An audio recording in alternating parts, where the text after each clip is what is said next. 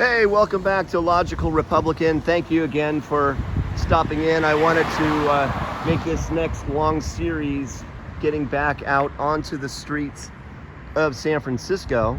As you can see, today is a nice, dingy, cloudy day, which is kind of typical.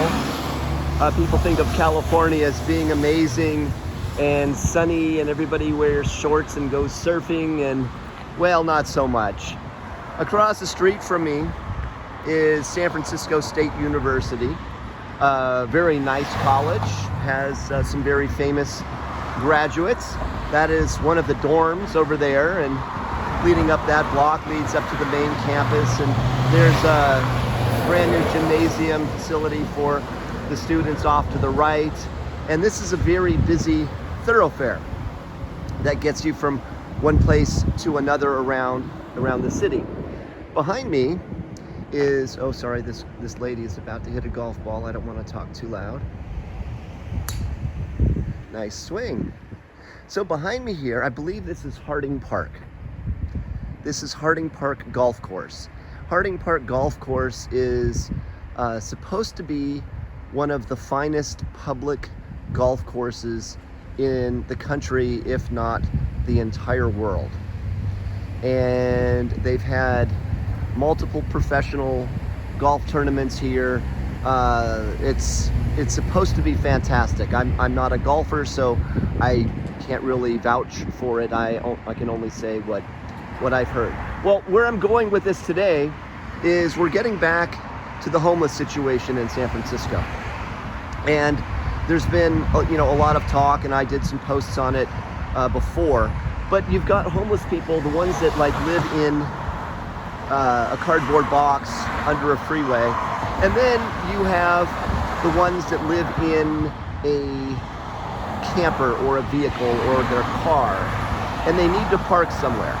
Well, on this great thoroughfare here, as you can see down this block, there are dozens and dozens and dozens of vehicles, Winnebagos and whatever all else, parked all the way down for probably a good half a mile. Now, people are living in these things. Now, we're going to actually take a walk back this way, and we're going to just take a journey down here, and you can actually see what I'm talking about and how magnified this is. Now, don't get me wrong, I'm guessing that this is a lot better than living in a cardboard box or a shelter where there's no security and you have no privacy. And I guess, these are our possessions, but for the most part, I'm pretty sure these are mostly immobile. Now this is actually one that is registered. It has a current registration on it. Now, as does this one. Now, I saw one back there that hadn't been registered since 2019. Up ahead of me is kind of scary.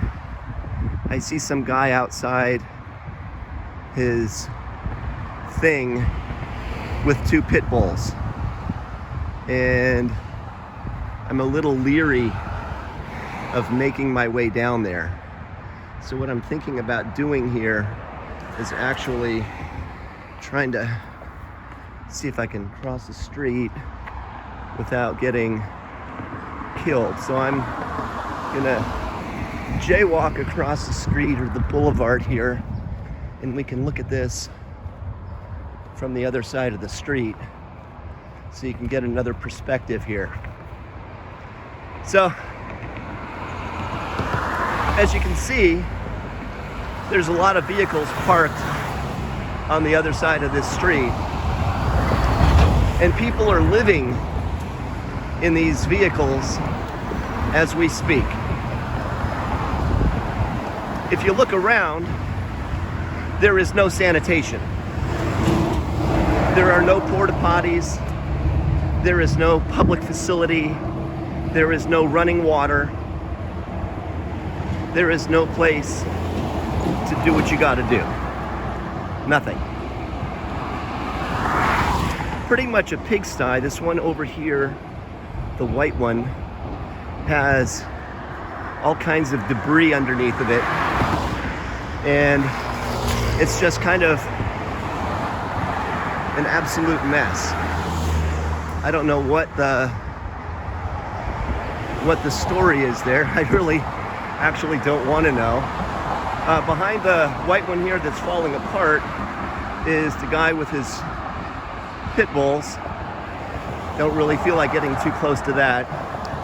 And the funny thing is, this is a really well-traveled jogging path for pretty much anybody. The other side of the golf course is Lake Merced, and then there's a jogger right there.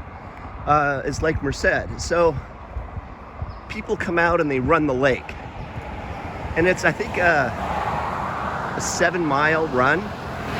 It's a pretty good run, and there's really no place to stop. There's really no place to say, you know, that's it. But anyways, back to the whole story here. There's probably a good mile of vehicles that are parked out here that probably don't run.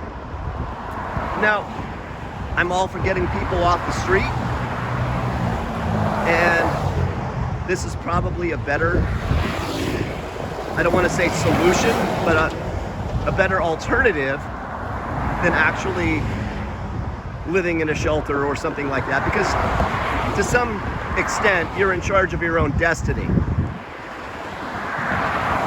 But my whole point of this really is to illustrate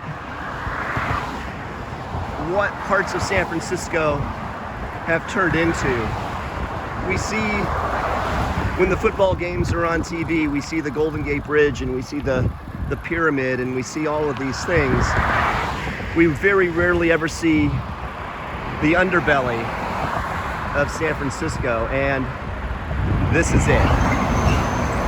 There are other parts in San Francisco that kind of do the same thing, as well as over in Oakland. They've taken what used to be the Henry J. Kaiser Center and turned that into one big RV park where people can come and park and do their thing, and I actually think they have some sanitation over there. But I have a feeling that these bushes over here are probably these people's daily sanitation.